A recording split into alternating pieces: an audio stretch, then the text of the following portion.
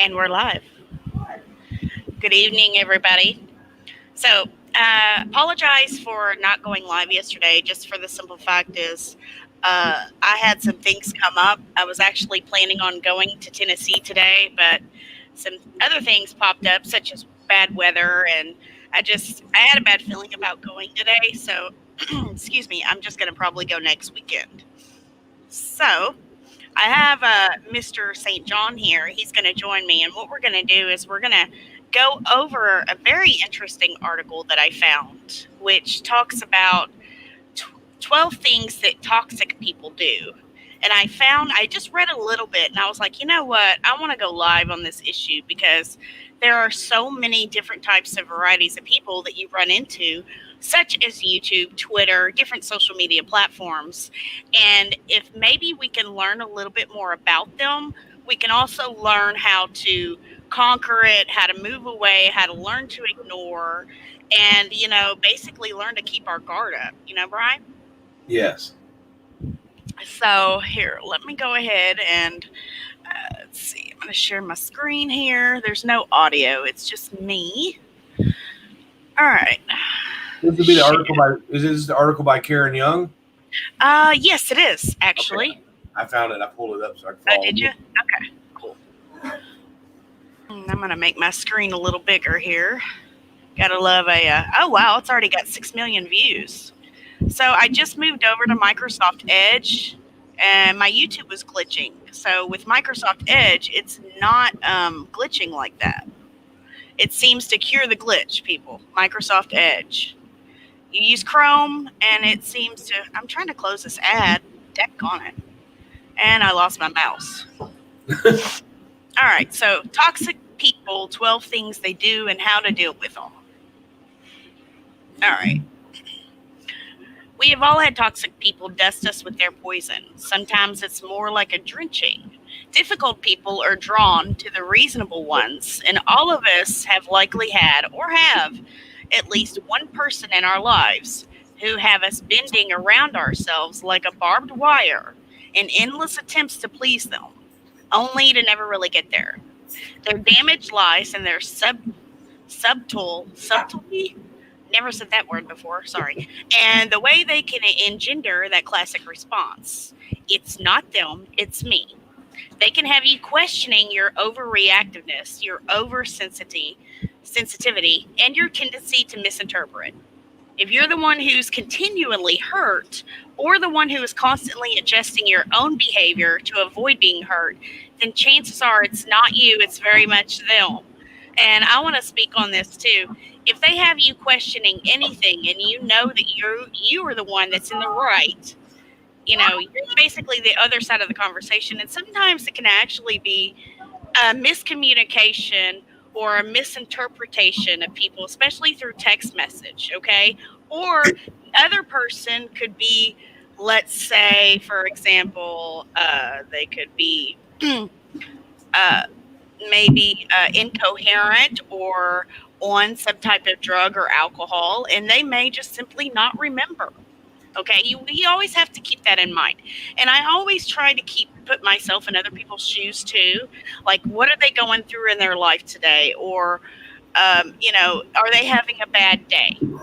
That's why I usually, me personally, which I'm not a saint, but I do try to always do right and tell the truth. But if I get upset at somebody, or if somebody, is mad at me for something, I always, before I respond, I try to always wait 24 hours, sleep on it, and then if I still speak on it, then I'm very much upset and it's bothering me. And I try to always advise that to my kids. Hey, if you're upset, just wait 24 hours, sleep on it, think about it. What can you do to avoid this in the future? The same situation. Sometimes that's hard. Sometimes that's hard to practice because by nature people are sometimes impulsive. Yes. And basically what they're saying here is, if you're bending around yourselves like barbed wire in attempts to please them, if someone has you walking on eggshells because they might go off. Nobody should ever feel like they have to walk on eggshells. And I think a whole lot of walking on the eggshell thing is people don't communicate like they should. If you have an issue with somebody, go to them in private and release your issue and talk about it. Not enough people do that these days. Yeah, especially with like YouTube, when you have the chat is influencing it, it's better. It is better. I've found that it's better to talk in private where you don't have people hagging and stuff. Yeah. Right, right. And, for example, if you're summoned to a live chat and your name's in the title, but it's in a overtly negative way, you're not going to want to join that panel. No. Um, if you want to be joined on a panel, first of all, don't ask somebody to join in if their name is on that panel. And if you know that person, if you've talked to them behind the scenes, and they are not a liar and a thief or, basically a bitch or an asshole, Oops. You should go to that person and talk to them if you've talked to them, especially behind the scenes, more than once. Yeah. So a lot of people don't take the time to also get to know others in that aspect because a lot of people are on guard, which I recommend. I've always said keep your circle small. Yeah. Right? The good thing about waiting 24 hours is if you wait, you won't say something impulsively that you can't take back. Mm-hmm. Right. Right. Okay, so where were we? It says here we have all had toxic people dust us with their. Did I already read that? Yeah, I've already read that part. Yeah. Where was? Yeah. Where was I? Being able to spot harmful behavior is the first step to minimizing their impact. You might not be able to change what they do, but you can change what you do with it. Hey, that's what I just said. Any idea that toxic somebody in your life might have that they can get away with it. And there are plenty of things toxic people do to manipulate people and situations to their advantage. Here are 12 of them. Knowing them will help you to avoid falling under their influence. Hey, Brian, do you mind if you can mute? I can hear the background really loud. Yeah. Just Sorry. while I'm reading this, and then if you want to chime in, you can. Yep. Thanks, son. Give me a second. Okay. All right, so number one, they'll keep you guessing about which version of them you're getting. I've actually experienced this with a few people here on the tubes and in life. They'll be completely lovely one day, and the next you'll be wondering what you've done to upset them. That's oftentimes called ghosting. There often isn't anything obvious that will explain their change of attitude. You just know something isn't right. They may be they might be prickly, sad, cold, or cranky. And when you ask them if there's something wrong, the answer will likely be nothing. But they'll give you just enough to let you know that there's something. The quote unquote just enough might be a heaving sigh, a raised eyebrow, a cold shoulder. When this happens, whatever. yeah, whatever. Me and my husband are not allowed to say whatever to each other because we know what that means. If we say whatever in a response, it makes the other one so mad. That's like, shut up. You can't say shut up in my house, or whatever, And if we do say it, we know the other person's pretty upset. When this happens, you might find yourself making excuses for them. Seen that quite a bit here lately. Or doing everything you can to make them happy. See why it works for them? Mm-hmm. Yeah, that's them manipulating. Exactly. Stop trying to please them. Toxic people figured out a long time ago that decent people will go to extraordinary lengths to keep the people they care about happy. If your attempts to please aren't working or aren't lasting very long, maybe it's time to stop. Walk away and come back when the mood has shifted. That's why I say 24 hours. Yeah. And sometimes with some people, 24 hours is not enough. God help them. You are not responsible for anyone else's feelings. If you have done something unknowingly to hurt somebody, ask, talk about it, and if need be, apologize. There have been many times I've apologized when I know I was not in the wrong, just to basically just end it, kind of sweep it under the rug Well, because, that's called the benefit of the doubt. yeah, I mean, sometimes we have to swallow our pride. That's why I've probably been married so long. Just saying. Because, sometimes you just have to eat it and apologize and, just forget it until it happens over and over and over. And then, yeah, that's not going to happen. At any rate, you shouldn't have to guess. Article continues after ad. Oh, Well, there you go. all right. Yeah. They will manipulate. Yeah. Gotta love it. If you feel as though you're the only one contributing to the relationship, you're probably right. Toxic people have a way of sending out the vibe that you owe them something. They also have a way of taking from you or doing something that hurts you. Kind of like throwing your religion in the mix all the time because they know that that's what hurts you. Right. And then manipulator will do anything they know that sets you off. They like to poke and they like to press your buttons where they know it hurts. Then they maintain they were doing it all for you. So that's kind of like a reverse psychology effect. They gaslight you into thinking, oh, but I was just doing it all for you. This is particularly common in workplaces or relationships where the balance of power is out. I've left that 6 months ago worth of filing for you. I thought you'd appreciate the experience and the opportunity to learn your way around the filing cabinets. Or, I'm having a dinner party. Why don't you bring dinner for 10? It'll give you a chance to show off those kitchen skills, okay? Yeah, I would look at be like, I'll have dinner without you, thanks. Right. You don't owe anybody anything. If it doesn't feel like a favor, well, it's not. They won't own their feelings. Rather than owning their own feelings, they'll act as though the feelings are yours. It's called projection, as in projecting their feelings and thoughts onto you. For example, someone who is angry but won't take responsibility for it might accuse you of being angry with them. It might be as subtle as, are you okay with me? Or a bit more pointed. Why are you angry at me? Or you've been in a bad mood all day. I cannot stand that part. You've been in a bad mood, or they'll just look at you and you're not even doing anything. And they'll be like, well, you're in a mood. And I haven't even said anything. My husband's guilty of that all the time. I'm like, I might be concentrating or watching something, and, I'll have like a weird facial expression or something, and he takes it all personal. And I'm like, honey, no. You'll find yourself justifying and defending, and often this will go around in circles because it's not about you.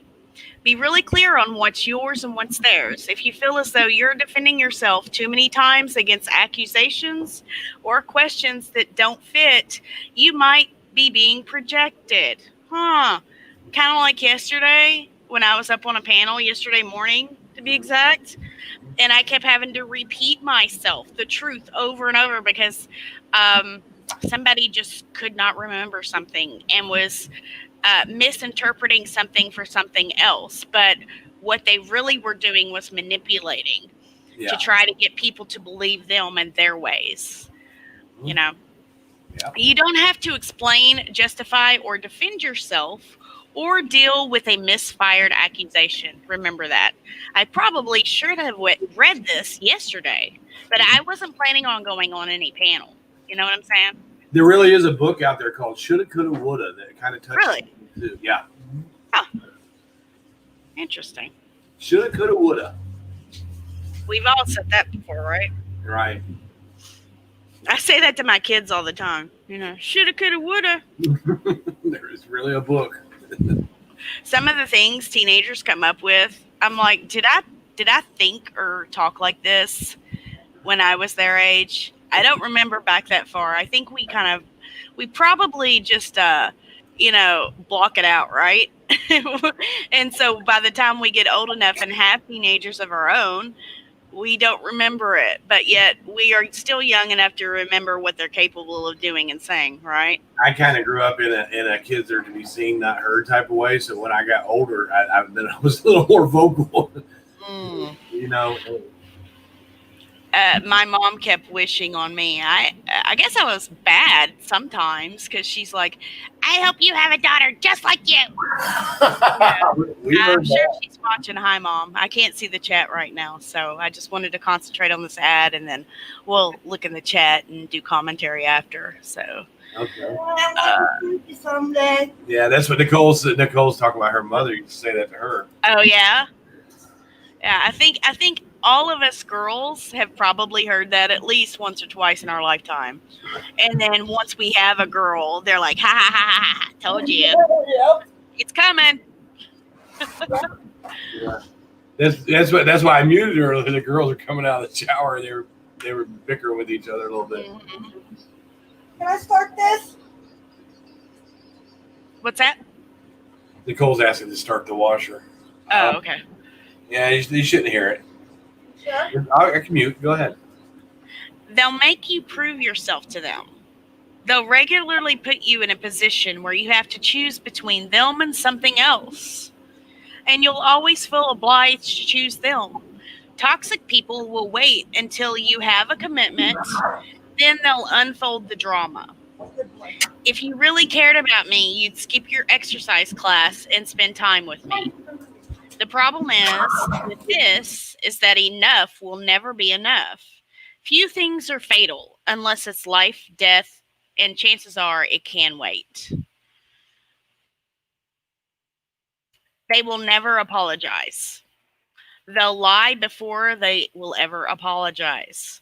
We're talking about toxic people here. Remember that, folks. So there's no point in arguing with a toxic person. They will. I tell you, Kay. I tell you, Kay. Sometimes people will say, well, you should apologize.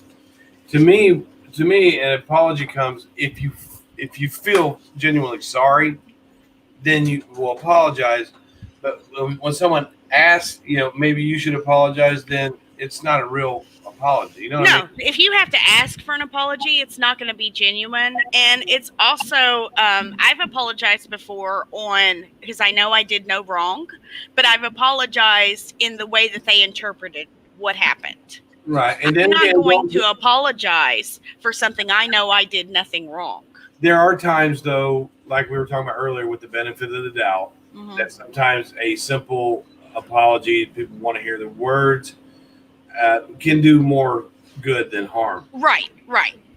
Yeah, and It's I got think a that's what it's about catch-22 to with that. say. Mhm. There's no point in arguing, but they will twist the story, change the way it happened, which is basically twisting it, and retell it so convincingly that they'll believe their own nonsense, which is what I believe I experienced yesterday 110%. People don't have to apologize to be wrong. And you don't need an apology to move forward. Just move forward without them. Don't surrender your truth, but don't keep arguing either. There's just no point. Some people want to be right more than they want to be happy, and you have better things to do than provide fodder for the fight fires. Kind For the right fighters. of like laying down your sword. Yeah. Oh yeah. Exactly. And turning the other cheek. Yeah. But that turning the other cheek can be interpreted two different ways. You know what I'm saying? You can turn the other cheek, walk away, or you can turn the other cheek so that they can argue and keep punching you on the other side. Mm-hmm. Right? Right. They'll be there in a crisis because everybody loves drama, right? Exactly. But they'll never ever share your joy. This Yeah, has come up. Yeah. I love to see someone that's happy, that's getting ahead, that something really good has happened to them. That's successful. Yeah. And I always tell them that's great, Yeah. because I feel for them. But at the same time, if someone's there in a crisis, you want to give them encouraging words. But I'm always happy for anybody that's gotten over something, got ahead. They're feeling better when they were down, and I express that to them, and it helps them too. Well, you know why, don't you? Because you don't harbor jealousy or envy. If you harbor jealousy or envy, you're automatically, most of the time, not everyone, but you'll probably automatically feel some type of jealousy towards that person, like say if they won the lottery, or if they found something on like a treasure hunt or something like that, or they wanted a casino and you lost. I'm You like, know, wow, that's great. exactly. I feel I'm the good. same way. Mhm. And also, if they're in a crisis, be there for them. I've always hated that people get in the habit of saying, "Hey, if you ever need me, let me know." Or, call me if you need me. A lot of times that's said out of habit. And what would you do if you said that out of habit and they really called you and took you up on that offer?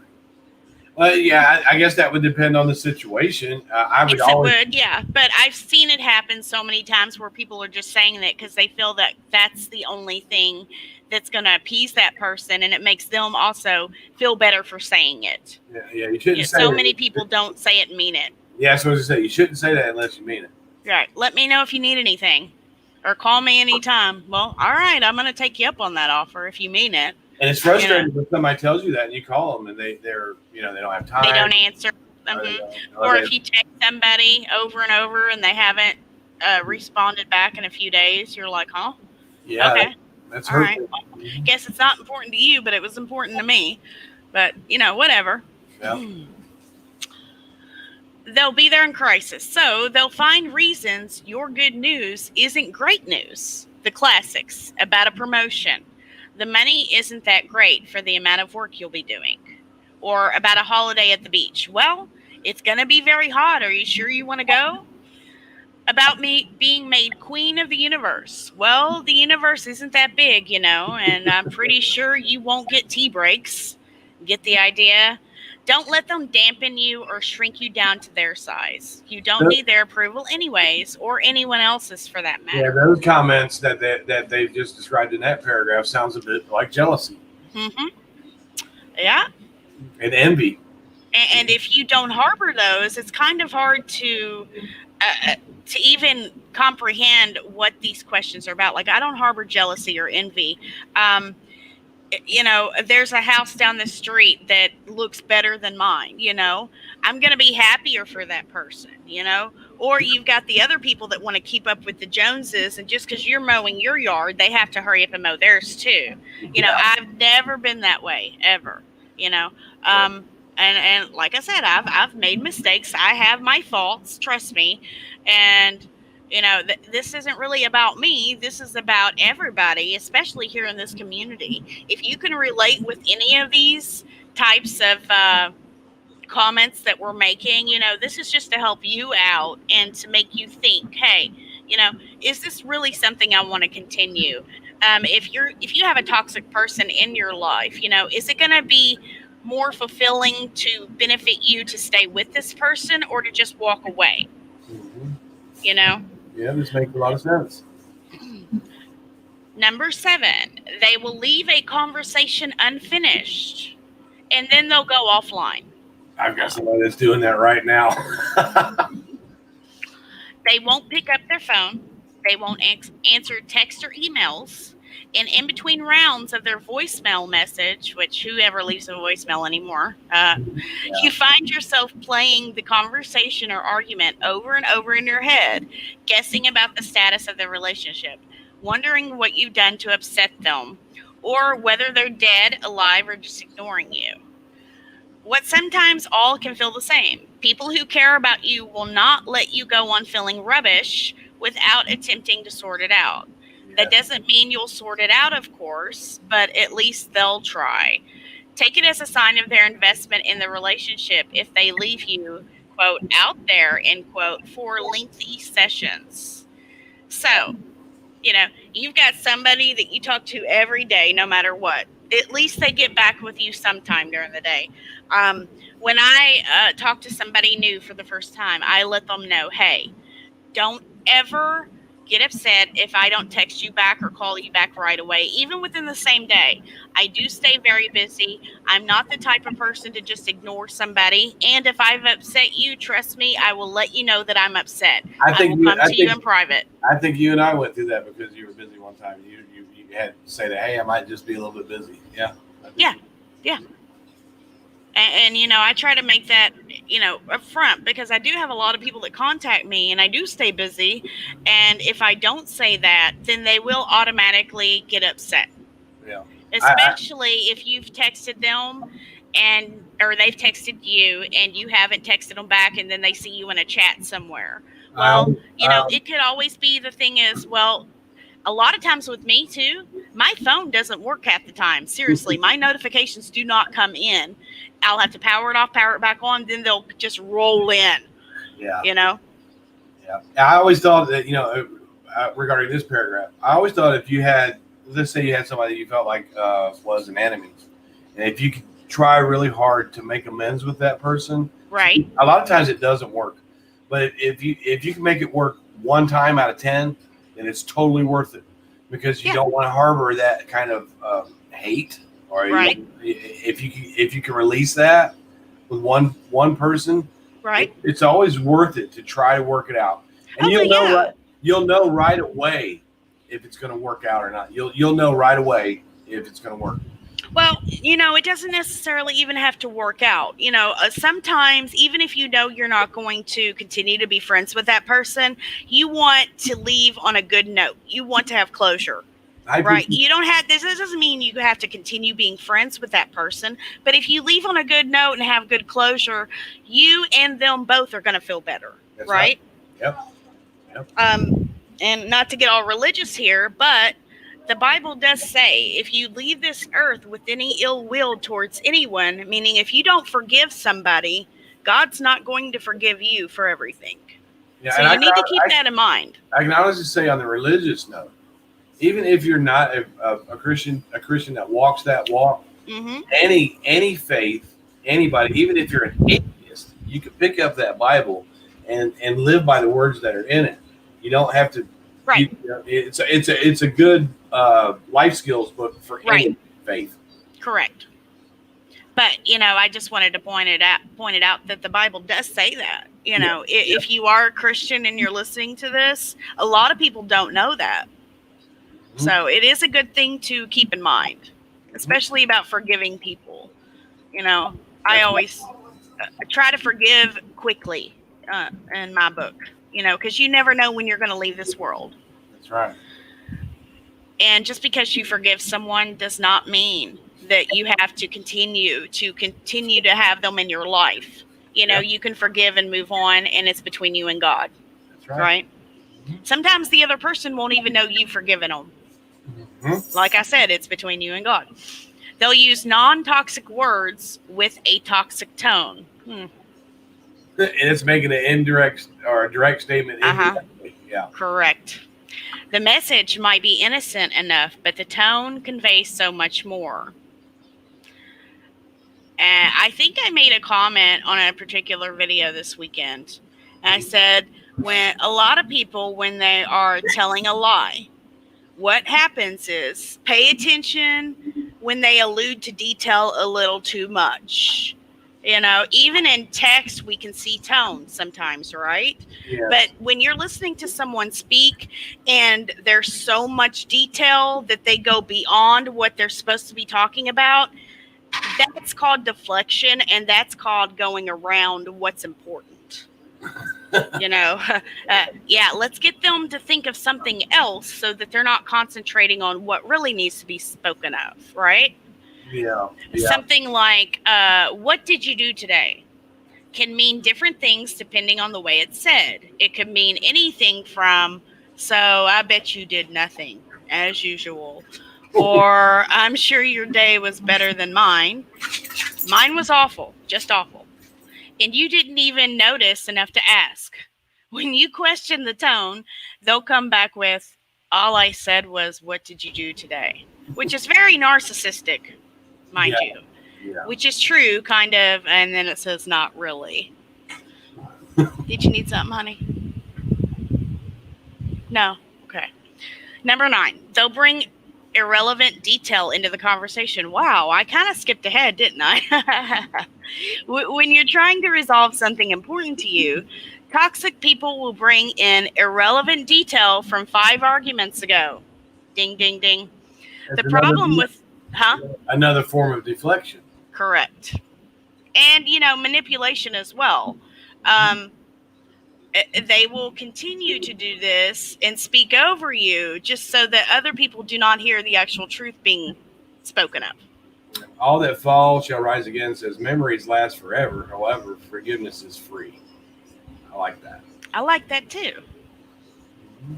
The problem with this is that before you know it, you're arguing about something you did 6 months ago, still defending yourself rather than dealing with the issue at hand. Somehow, it just always seems to end up about what you've done to them. Okay. See, I'm learning as I go. Yeah. And I like this because if I can implement it myself, because I'm guilty of some of this stuff, and we don't know unless we're educated. You have to be teachable. Well, if we can't relate to any of this, we're not going to learn anything. Mm-hmm. I think at some point in time, we're all guilty of at least one of these, Mm-hmm. Yeah, well, we're human. Right. And what was it said? Christians don't curse. Well, I'd like to meet one person that's never gotten upset and never cursed a day in their life, Actually, words are just a sound. Words are just words, correct. Yeah, you shouldn't, like if you're in, there's an appropriate time and place. We're not in church right now. Mm-hmm. Mm-hmm. They're just words. Actually, the Bible just says that you really shouldn't take God's name in vain. Right. Well, a lot of people don't realize that saying like GD really isn't saying the Lord's name in vain. Saying the Lord's name in vain is when you what is it? It's against the Holy Spirit. When you look up, when you blaspheme the Holy Spirit. Okay. Yeah, when you literally blame God. Right. When you literally blame God for something that's happened and you curse Him, that's blasphemy. Right. Mm-hmm. That's sort of what the book means. And it's when you blaspheme the actual Holy Spirit. A lot of people get that confused when somebody says a curse word with God or Jesus. And that's not saying the Lord's name in vain. The Bible specifically explains it. The book actually says there's not much forgiveness for that. It's the only unforgivable sin. Right. Yeah.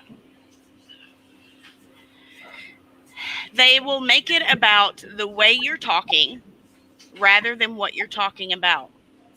You might be trying to resolve an issue or get clarification, and before you know it, the conversation or argument has moved away from the issue. And that's kind of along the lines that we're in number 9, right? Deflection, right? They want to get the conversation away from what's at hand.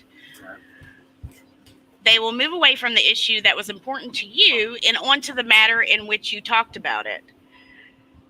Whether there is an issue with your manner or not, you'll find yourself defending your tone, your gestures, your choice of words, or the way your belly moves when you breathe. It doesn't even need to make sense. Meanwhile, your initial need is well gone on the pile of unfinished conversations that seem to grow bigger by the day. I guess there was a little picture here. I'm not sure what this is. Almost done here. They will exaggerate. You never. It's hard to defend yourself against this form of manipulation. Toxic people have a way of drawing on the one time you didn't or the one time you did as evidence of your shortcomings. Yeah. Don't buy into this argument. You won't win. And you don't need to. That's taking the finger off of them and pointing it at you. Right. And a lot of people's arguments are the person that points one finger, there's 5 pointed back at them. Right. That's not necessarily true. A lot of that is following the leader. There's a lot of followers that just because one person says something, no matter if they like the person or not, those followers are going to go right along with what that leader says. How many times have we seen that? How many times have we seen one person get attacked, and because the majority wins, right? On the person that's attacking the one person, it's because they all like the person attacking, so they're going to attack right along with them, whether they like the one that's getting attacked or not. Yeah, that's the Pied Piper. What Yeah. playing the flute, and the rats will follow suit. Mm-hmm. Yep. Number 12, which is the final one. They are judgmental. Okay. One thing I would like to say, okay, there's a Bible verse that says, "Thou shalt not judge." What people make the mistake of doing is they don't read the verses that are before and or after that Bible verse. As Christians, you are supposed to judge another Christian. Okay, we are supposed to judge. If you see another Christian doing wrong in sin, and you know it's a sin, yes, we are supposed to judge them. We That's are not God's way- supposed to. That's God's way of using that Christian to witness to someone wit- else. correct. Using it as a vessel. Yeah. What the "thou shalt not judge" verse means, we're not supposed to judge on character or looks. Okay, the way a person talks, again, the way a person looks, the way a person dresses, the way a person walks. Something that the person cannot help. Yeah, don't make fun of other people is what this judgment means. Right, basically, yeah. Mm-hmm. Yeah, I mean, didn't your mama raise you right? If you can't say something nice, don't say it at all. That's kind of what this falls back on. But yeah, that whole "thou shalt not judge" falls back on, hey, you're not supposed to judge somebody on something that they have no advert effect on changing. They can't change their looks. Some of them change their looks more for the worse instead of the better, but that's another conversation and another day. But when they are born with, like, say, a defect, or if they're a different color or something, no, people should not judge that other person. We are supposed to judge on actions in a Christian movement, basically, and there's a 3-step process actually to doing that. First is you're supposed to go to them in private and talk to them.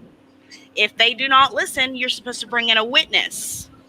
And if you've brought in a witness and they're still continuing, then you bring it to the church, which means bring it out to the public. So a lot of people are like, oh, why didn't you go to them in private? Well, maybe you have already.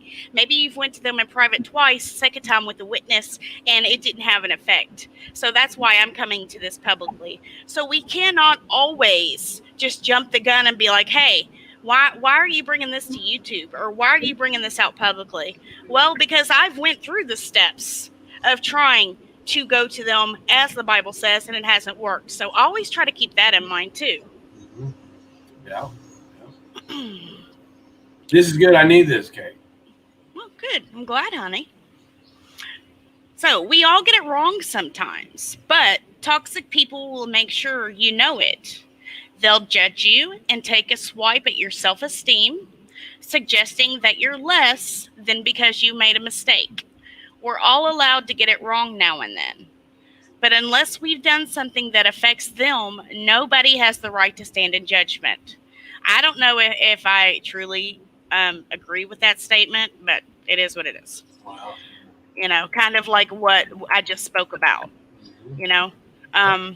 I think that it's probably a case-by-case basis. You know what I'm saying? It depends on situation. Yeah, exactly. Knowing the favorite go-tos for toxic people will sharpen your radar, making the manipulations easier to spot and easier to name. More importantly, if you know the characteristic signs of a toxic person, you'll have a better chance of catching yourself before you tie yourself in double knots trying to please them. Yeah. We do find ourselves trying to please people that we care about. And some people please just because they want to please. They don't expect anything in return. And I think that's the way it should be. I would much rather give than receive. Some people please to receive something in return.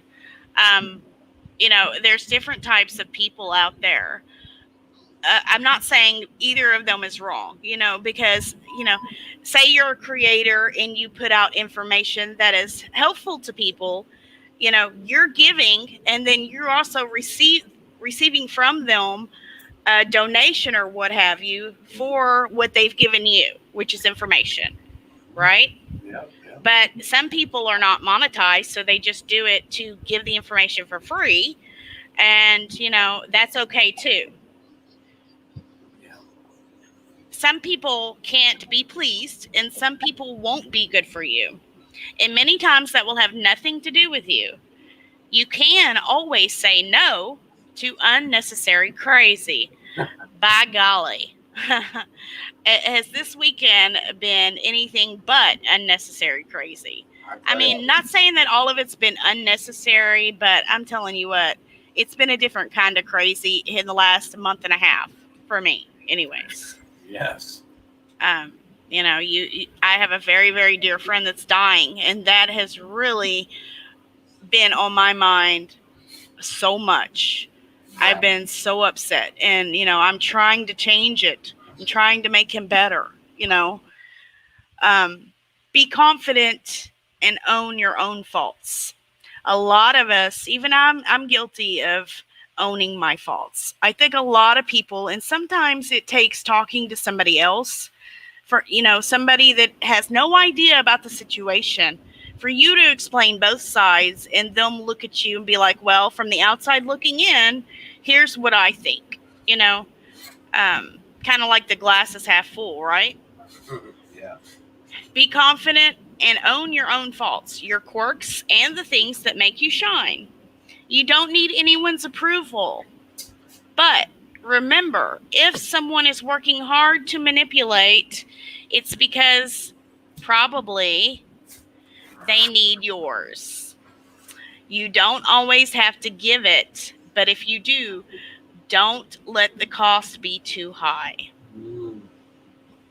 Interesting, huh? Yeah. Yeah, I definitely am guilty of a lot of that. Yeah, because I'm an impulsive person.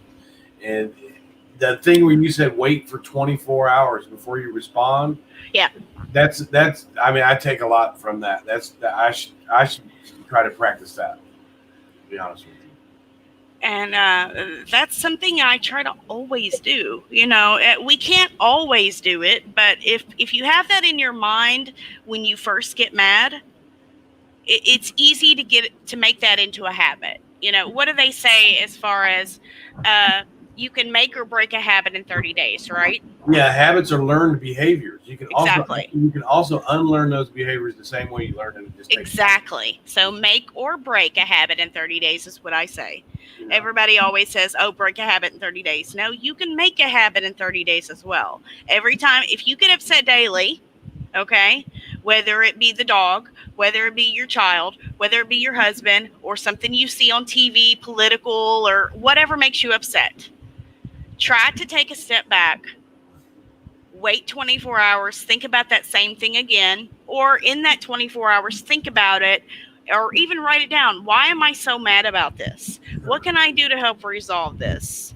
Do I need to speak to this person? And just wait 24 hours and make a decision. If you're still upset at the end of the 24 hours, obviously it was that important enough to try to resolve it with that person or thing, or rethink, what made you mad. Yeah. Right? Yeah. Yeah. And Lucy says, I own so many of I'm rich with them, of these characteristics that we were speaking about. Haha. Well, we're only human. Right. And sometimes, like, I appreciate that you asked me to come over because I needed this. And sometimes, and again, sometimes you can be used as a vessel to get to someone else, and you probably reached a lot of people in the chat with this. So I appreciate that. I really do. Well, I've never had an issue with you personally, Brian. I respect that. I like to be we've been on a panel before to where we have talked about subjects. We've definitely had different emotions and different perspectives on things. And that's a good debate. That's a good conversation. And that's what I try to always bring to the table. I'm not one for confrontation. Never have been. Yeah. Has it arose before here on the tubes? Oh, yeah. Yeah. Yeah. But I have had friends on here since about 2011, 2012. I consider family still to this day. Yeah, And my friend that is dying is one of those people. Yeah, I'm sorry you're going through that. Thank you. I appreciate it. It's too bad there's not a lot you can do about it except for be supportive and show love, you know? Well, on my community post, I did post something very interesting. I can't speak about it publicly, but if you go to my community post and watch that video, it seems pretty promising. So, Well, good. yeah, so just go watch the video I posted on my community post. I said everybody needs to spread this far and wide, because I really do think that if more people did that and had a successful story, it would be looked at a lot more. But and on the other stances, do we really want it looked at a lot more and then it removed from where people can get it? You know what I'm saying? Yeah. Try to keep it hush hush, but look into it. Okay. Okay. All right. No, I'm speaking to the masses, not you. Well, I mean, yeah. You get it. Yeah, I'm glad you're here, Case Balls. You're one of the good influences on the tubes, and even if you get out of character, you still do it with class. I mean, it's Thank you. Yeah. And I really don't like that comment, out of character. I know what you mean by that. I know what you mean as far as me getting out of character. Getting upset and screaming is not my typical way to do. Whenever I've been here on YouTube, I've always been myself. I've never been fake, and that especially when it comes to having friends, being on here, I've always been like, how can people be so different on YouTube versus real life? Sorry, that's not me. If I treat you one way on YouTube, I'm going to treat you the same way off of YouTube. And if I'm friends with you, you might just get a little some more love from me. Yeah. Some more love. Yeah. Right? I get that. Yeah. I'm kind of I'm a little bit different in real life than I You're am. a little more relaxed, I think. Yeah, I don't like it's easy. It's easier for me to get into an argument with somebody that's not standing right in front of me. Right. You keyboard warrior, you. Yeah, I'm just being honest because. Well, we can all say that probably. Yeah. We know that person's not directly in front of us, so you can't see their body language. You can't look into their eyes, which I think is the eyes, the way to the soul. Yeah, it's a little more. Yeah, it's a little more. Yeah. It's a little more personalized when you're standing right there with someone. You might not care as much if they're on the other side of that screen. Yeah. And I think we can all be keyboard warriors at a time or two, Some people do, that's all they do, are they're keyboard warriors because they know they're never going to meet that person, and they don't care what they think. Right. And they advertently admit, hey, I'm a troll. And if they've come onto YouTube being a troll, think about it, people. They're always going to be like that.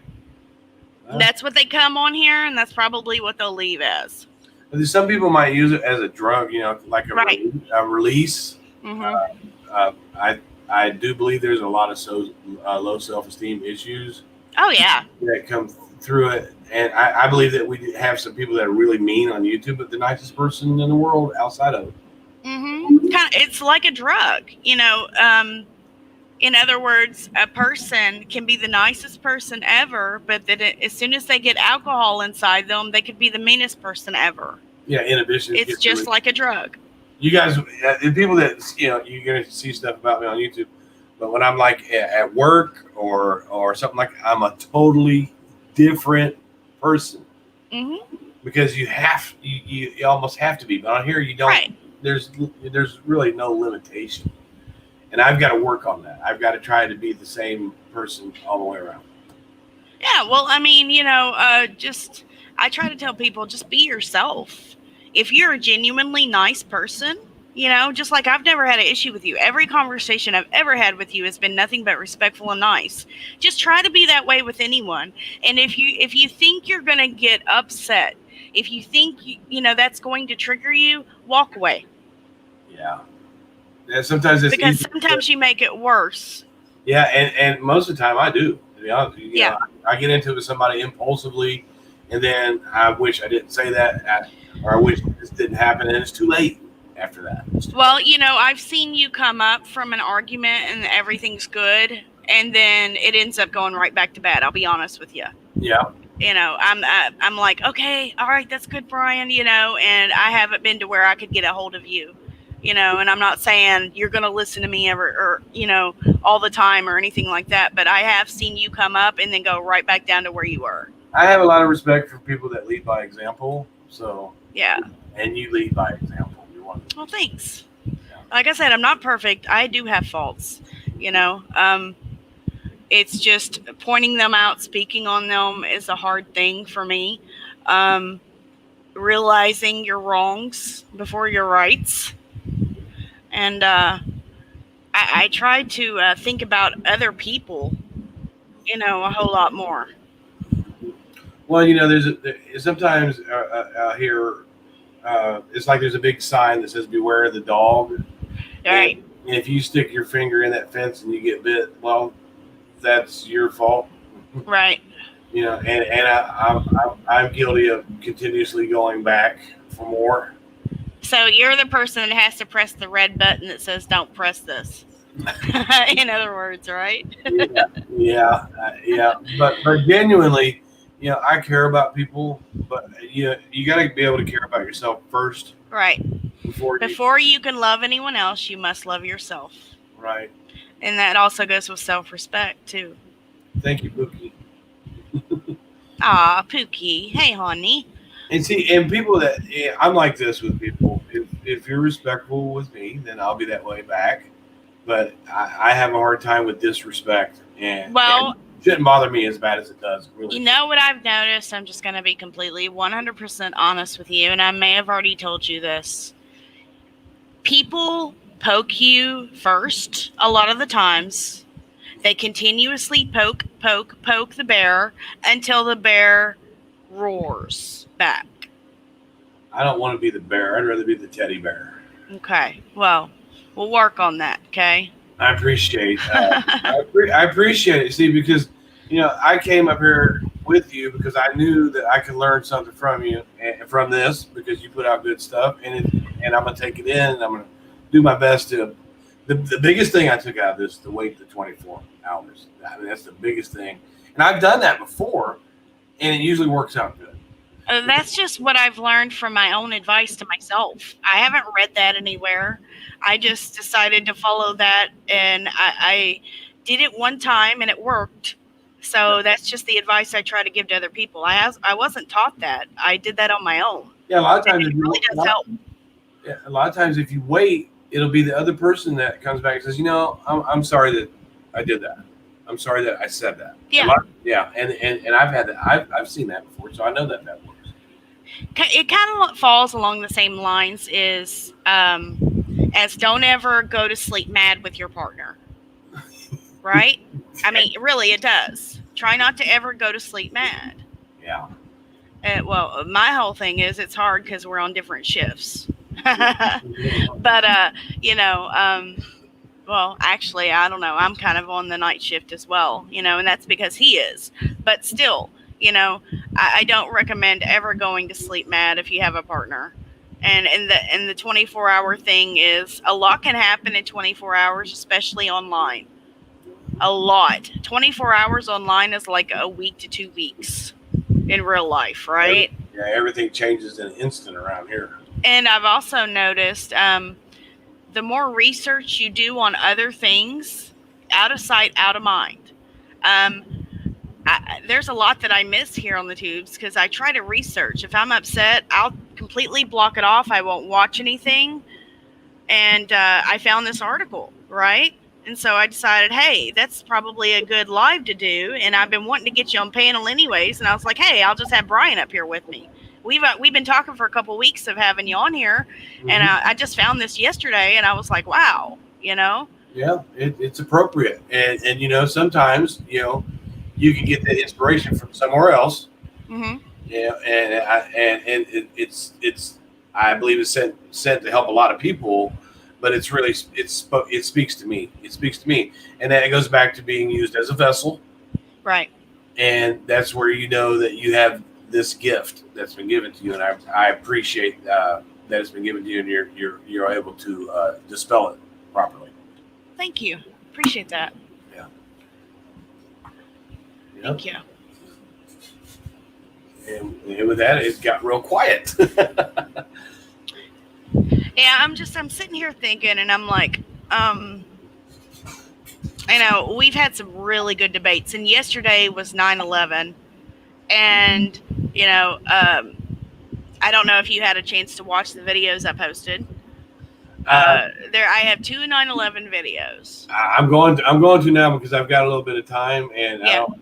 but we know that that's a very controversial Oh thing. yeah, most definitely. Sometimes people will get really ticked off at your opinion. I feel bad for anyone who suffered because of that. Right. But in my opinion, it's always been an inside job. Oh yeah, yeah. And what a lot of people don't realize is, false flag or no false flag, people can still die, even if it is a false flag. Yeah, a false flag is a real event, people. I'm not being dismissive of the people that suffered when I say this, that I feel like it was an inside job. I did right off the bat. I did too, but I didn't realize what a false flag was at the time. I was 18, and I kept telling myself, why am I not getting more upset about this than what I normally would? I couldn't wrap my brain around it. So I started looking into it, and then I realized that's why.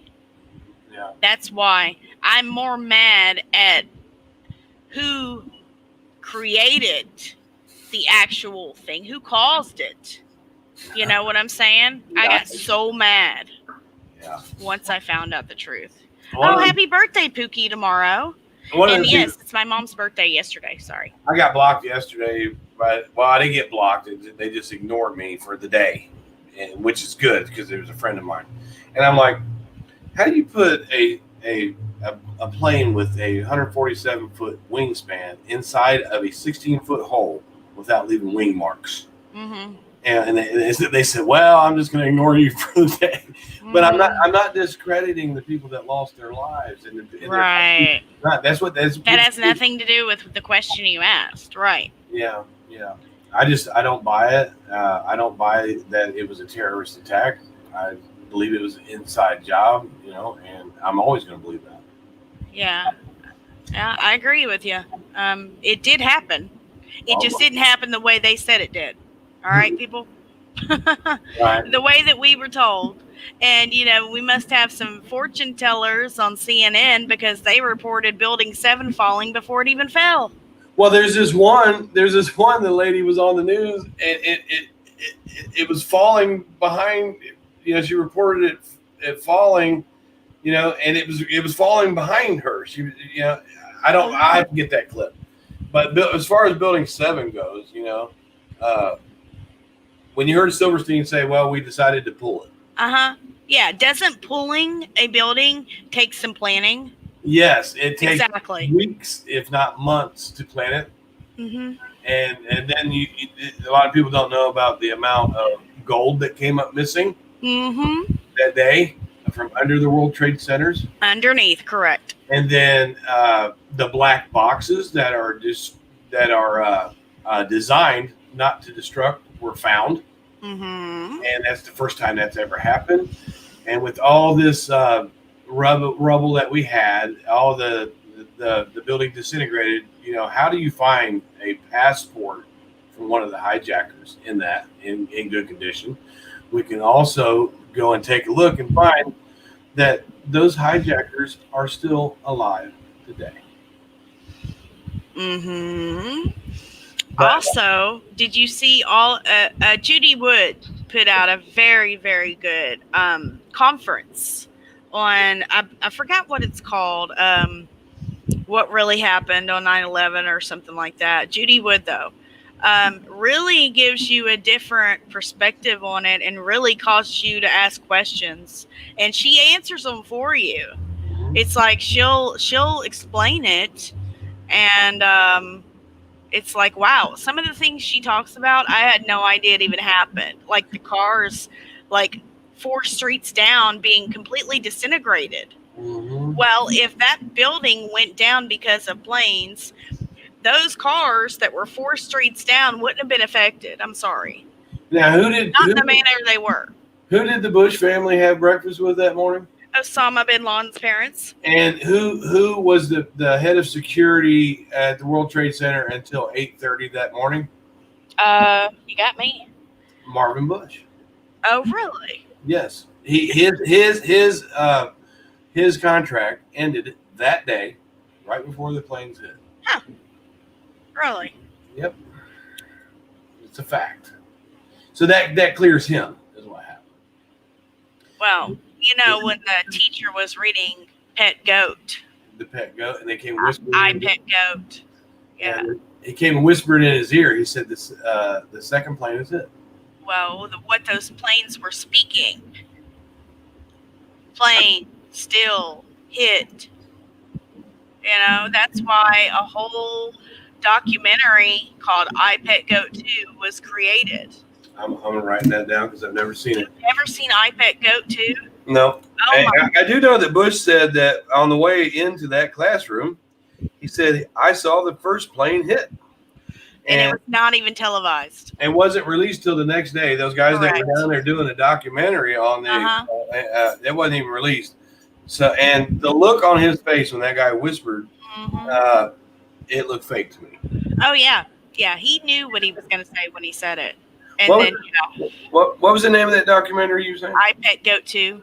Just pull it up on YouTube. Heliofont does it. It's a cartoon. You can watch it over and over and find something new. A lot of it foretells a lot of future events, and a lot of it explains a lot of false flags and why they're done. You'll understand when you watch it what I'm talking about. With the lesser evil, we got warnings about 9/11 through our TV shows. The Simpsons. And there's many others besides that. With 9/11, see, a lot of this evil they have to warn you first before it'll work, and that it's called the lesser evil.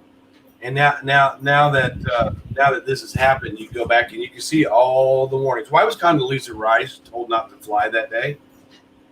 Why was what? Condoleezza Rice was told not to fly that day. Oh, really? I didn't know that. Why would Air Force One even be in the air?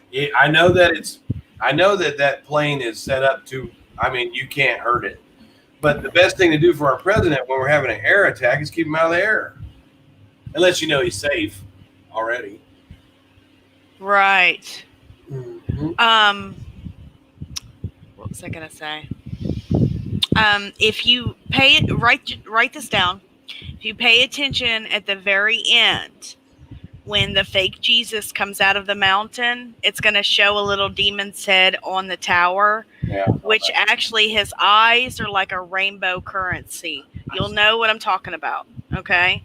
And I think that's foreshadowing the mark of the beast. Right. The whole thing foretells so much. It's very creepy. Once you watch it, look up a bunch of decodes. What was it? The title? I Pet Goat 2. No, I know. Okay, all right. It's in that. Okay, I thought you. All right. I wrote that down. I've got sticky notes. Heliofont. Heliofont. Yeah, I Pet Goat 2, Roman numeral 2 by Heliofont. And I think this is how you spell it. It's either PH or AFNT. All right, I've got HELIOPHONT. That's the way I wrote it. Okay, well, you'll find it. You'll find it. It's about it's over 30 minutes, I think, maybe. I don't know. I've put it in slow-mo so many times to watch it. Watch it normal speed first, then slow it down. You'll catch so much more. I mean, people can interpret it so many different ways. It's so interesting to watch. You might be able to see things that haven't happened yet the way you interpret it. Yeah. After you watch it in slow-mo and then watch people decoding it. It's very interesting. I spent months on it. Months. Yeah. I do know that there were a lot of drills a couple weeks before I'm still, we'll call it an attack. That's what it was on the Trade Center where they right. they had people go out of the building, and there were the floors that were being under construction. I believe that's what the times that they got in and placed the 6 months before yeah they had people installing something in the elevator shafts. yeah and yeah. And you've got firefighters that were in there saying the explosive. And then if you slow it down, you're able to see explosives going off. Yeah, where planes didn't even hit. You can hear it. Yes. You literally hear it. Mm-hmm. Yeah. It's crazy, and I'm not going to take. So Lucy's World just posted a link to it. There you go. All right. Yeah, Tim Bloss knows what I'm talking about, don't you? But hey, it's been real. I mean, we can go ahead and keep talking for a little bit, or we can go ahead and cut this short. I just try to keep it on topic a little bit, especially when I do a scheduled stream like this. Well, but I do want to get a shower and try and get some sleep. Okay. Yeah. I work a lot. So yeah. I can go back because I know your comment sections will be lit up on this one. So I can go back and comment there. But I do want to check this iPet Go out, and I want to check out your other videos before I get some rest. So that gives me like an hour to do that. Okay, cool. And I really appreciate you bringing me up because you've educated me, and I'm going to implement. I'm going to go back over the whole video again, and I'm going to take a look at what I can do to at least slow myself down a bit, because I'm a very impulsive person, and it's always been my downfall. I need to work on that. Well, I thank you for being here. I respect you as a person and love you as a friend. And if you ever need anything, I'm here for you, man. Okay. And I'll have you back on, and maybe we can even talk about iPet Goat when you watch it. Oh yeah, because I'm sure I'm going to find something in there. It's very intriguing. I will say that, and it will make you want to look into so much about it. You might even become, if you like researching and you like decodes. I used to do a lot of movie decodes and find hidden meanings and symbols in movies. It's kind of along the same lines. I kind of got obsessed with iPet Goat when it first came out because it's that intriguing. What is that? The Dark Knight, Batman, the Dark Knight, where they make reference to Sandy Hook? Did you see that? Oh yeah, know all about that. Yeah. And that is even more touchy than 9/11. Mm-hmm. But I know there were crisis actors in that. Sorry. Oh yeah. Yep. I don't want to touch any more of that. Yeah. I get you, man. That's a no there. But 911, you can get away with having your different opinion. But Sandy Hook, not so much. Right. Yeah, because there were children involved, and I know that Robbie Parker. I'll get out of here. Yeah. Yeah. Uh-huh. And then the parent that was also a SWAT team member. You see that?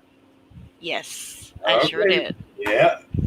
Uh-huh. And you might not know this little tidbit, but every one of those parents of the children had their homes paid for on Christmas Day. Imagine that. And then there was one lady who said that they were using the image of her child that they got from Facebook as one of the children that passed away. They quickly removed that image and put up another one.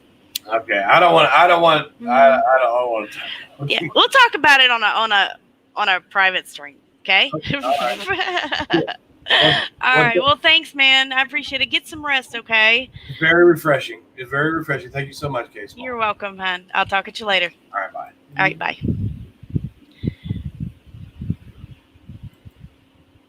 I'm going to go ahead and say goodbye to the chat. We got Pookie T, Trails, hello.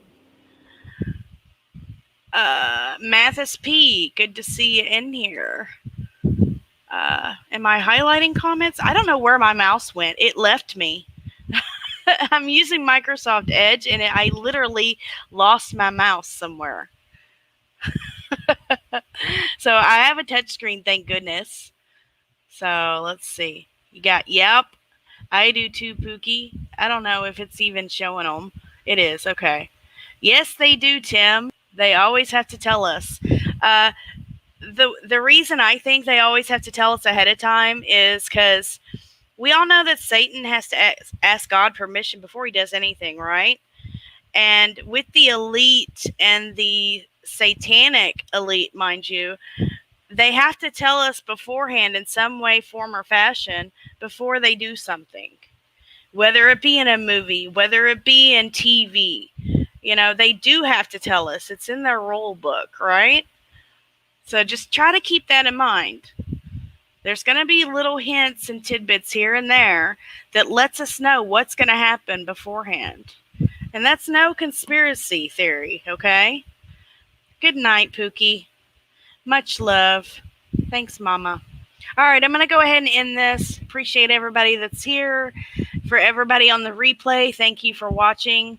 Please give a like and a thumbs up. If you're not subscribed, please subscribe. I also have a backup channel. I've been trying to do more on my backup channel because I need the watch hours because I never used to promote it. So, K Smalls and the number 2, the link should be in the description. And, hey guys, just treat each other nicely and try to take from this live. If you didn't know anything, if you've learned something, I appreciate it. Please leave a comment below letting me know how you enjoyed it and how this maybe changed your life or impacted your life in the future. Okay? Much love, you guys, and God bless.